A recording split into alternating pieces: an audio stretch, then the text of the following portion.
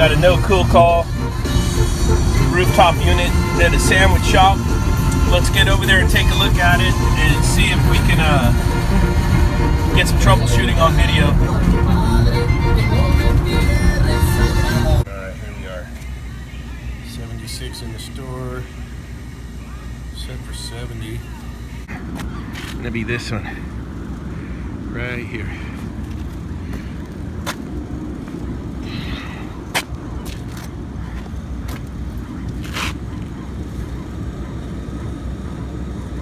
That's us today. CF072N08N2 AAA1A. Okay. Micro channel. We're not far from the ocean here. You see what's happening with this stuff. I was always curious about that. What do we got down there? That might just be dirt because the road's over there. Let's see.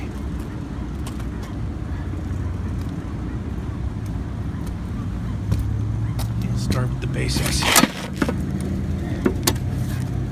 And we'll check power, and then we'll check the fuses. Okay, so this is a 3-phase unit, and this is how I do it. I'll go across the top 2 legs first.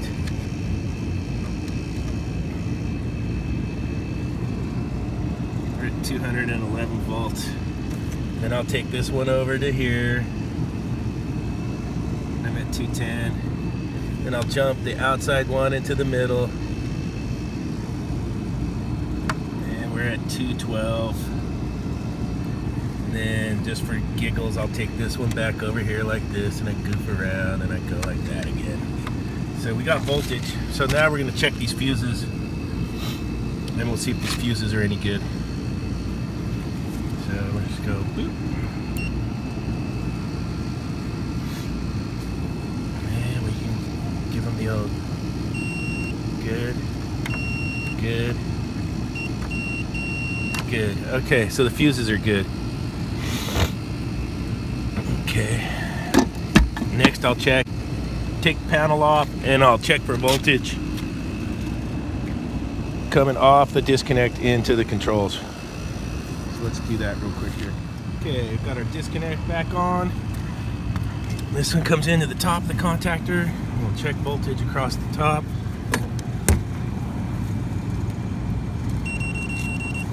Put it back to volts. Here we go. I just heard the indoor blower kick on. We got our 3-phase. Okay.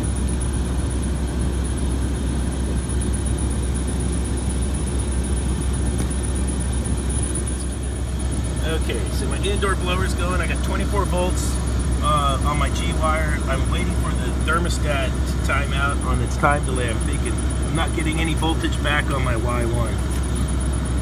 That's what I'm waiting for here, and we'll see if it times out through the time delay on the thermostat. Okay, my time delay just timed out. I got my 24 volts to Y. Look what we got going here. Compressor, no condenser fan. So let's turn it off and check our capacitor and see if our capacitor took a crap on us. Pretty straightforward, and let's see what we get here. Okay, so on the York package units, this is going to be our run cap for our condenser fan motor back here. It's held in with 2 Phillips screws. It's behind the contactor there. So we'll go ahead and, we got the power off, we'll go ahead and disconnect the wires, unscrew it, we'll go ahead and test it. Okay. So we got our connectors on our capacitor there, and we are at 7.4 microfarads. It's not looking good for our motor, so I went ahead and took the side panel off here. So we're going to end up gauging up on it anyways later. But spin the motor, and look, bearings are roached. So let me, I'm going to hunt down a condenser fan motor. I do have a parts house that's open on the weekend. This one here is half horsepower, 1090 RPM. So let's see what we can find. We'll go ahead and rip it out of there real quick while I'm up here. Okay, so I got the panels off because I want to get the wires disconnected for the condenser fan motor. And I went ahead and checked the belt on the indoor blower. It's time for that little guy to go too, so I got to hustle up some parts for this thing. I think there's an outside contractor doing maintenance for these guys up here for the building manager, because the filters don't look that bad. Filters are definitely getting changed. Now I don't know if they just have a filter maintenance or what, but good for old NorCal Dave. All right, let me I'm gonna get this motor taken apart here. Seagull deterrent right here. Stay away, seagulls. They're leaving me alone today. It's gonna be hot, nice and hot today.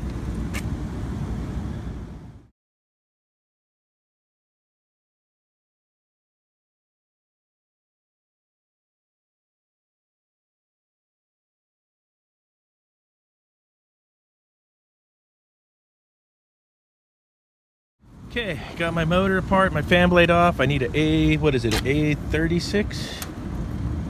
Yeah, A36 belt. We need a motor, so I like to take these out and take it to the parts house with me. Bearings are shot in this one. I won't be getting the OEM motor for this. It's a Saturday and they want their air conditioner going, so let me make a phone call to the parts house and hustle up some parts here. Okay, so I'm back from the parts house with my parts. What I got to replace it, I normally don't like to do this, but it's a Saturday. I always like to go back with the OEM motors for these units, but that's not gonna happen today. So I got a H.V.A.C D908 that's gonna work. It's a 4-wire instead of a 3-wire. And I'm not gonna hack up the original wiring in case in the future you want to come back with the OEM motor down the road when this one dies. I'm just weird like that, and I don't want to stick a capacitor just strapped inside there. So what I did is, I don't have any brown wire, but I took a black wire from my truck, ran it along, came up, and I got it up here. So now I'm going to make it a 4-wire. Then I'm going to connect it in up here, and I'll show you once I get the motor mounted on here and stuff. Okay, so what I do is I attach the male spade connectors onto the wires. I cut the wires coming off the motor, and I keep the OEM connector. Then these will go back on the OEM connector. My new wire is going to get a connector to go to the other wire for the capacitor. That way we don't hack out this OEM connector if we ever want to go back with the OEM condenser fan motor. Okay, and then that's what it looks like when it's all put back together. You got the chase there. The wires come in through there. I got some tie wraps on there to keep it off the metal. Now we'll go ahead and get the new run capacitor in its original hole. That's the old run cap. It's our new one. We can mount it in its original location. We can check our new one. Straight out of China, 7.06. There you go. Okay, so there's our capacitor installed. We got our new belt installed. And then I was looking here, I'm pretty sure this one's just fixed orifice. I didn't see a TXV. So this one's a piston, so we'll have to check our superheat. And I'll probably bring the sniffer up. I wanna get the leak detector around this. I don't like the way that looks at all. Could be nothing, could be something. We'll see. Okay, getting the smart probes hooked up. Put the cover back on. And we got some other probes to hook up. Okay, so I've had this thing running for about 30 minutes. I'll put some screenshots up. Looks like we're low on charge.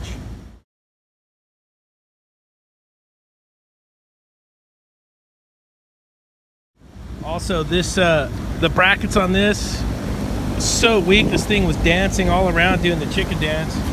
So I added a piece of unistrut on there. The fan blade's not out of balance. The motor seems okay. It's just this metal is so thin. It was up there doing the dance. I wonder if that's what took the bearings out in the OEM motor. So I got that on there. It's secured and working, whatever it takes. And I'm probably gonna grab some gauges and some 410A and see if I can get the superheat close to target. I'm at 78 degrees ambient. I got 61.1 return air wet bulb, and the smart probe calculators saying I need 14 degrees superheat. And I think I'm at 34. There's the ammeter on my motor, 2.1 amps. And we're rated for 2.4. Let's see here, I got the sheet right here. Yeah, amps, 2.4 amps. So that's good. I'm gonna grab the gauges and some 410 and correct this superheat. Okay, I got some screenshots in there. I got the hot wire anemometer in there too, Testo Smart Probe. I purchased that for the CFM. I'll put some screenshots in. Superheat's supposed to be around 12. This is where we're at now. 24 subcooling, 11.8 superheat. I added 1 pound, 11 ounces. And I could cycle some other screenshots of the BTUs and the supply air and return air.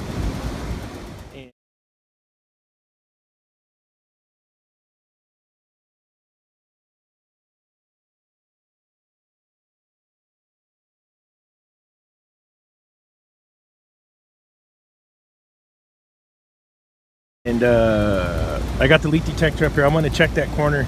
After I get done with this, we'll sniff around the old micro channel. So again, another multiple offender.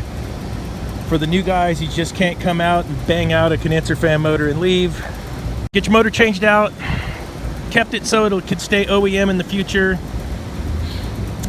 Checked our charge, put our belt on, and now we're gonna leak check. Okay, I got the SRL8 fired up here. I didn't bring the H10. I was just grabbed this. It was in the truck. But there's that spot.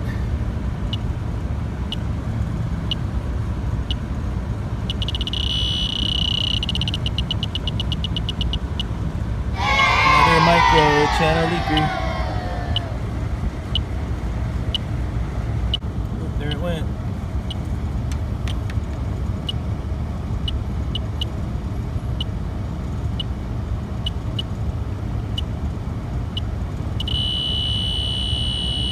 Winner, winner, chicken dinner. That's with the auto zero off. It'll just keep screaming at you. The little light up there, you can make it auto zero. There it goes. Okay, another micro channel leaker. I guess we'll give US Air a call on Monday and see if it's under warranty still.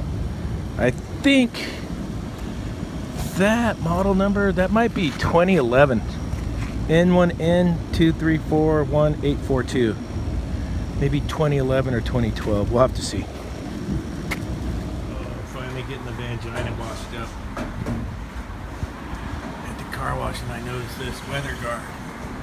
Crystal Lake manufacturer. Oh, is it V.A.C manufacturing, Crystal Lake, Illinois.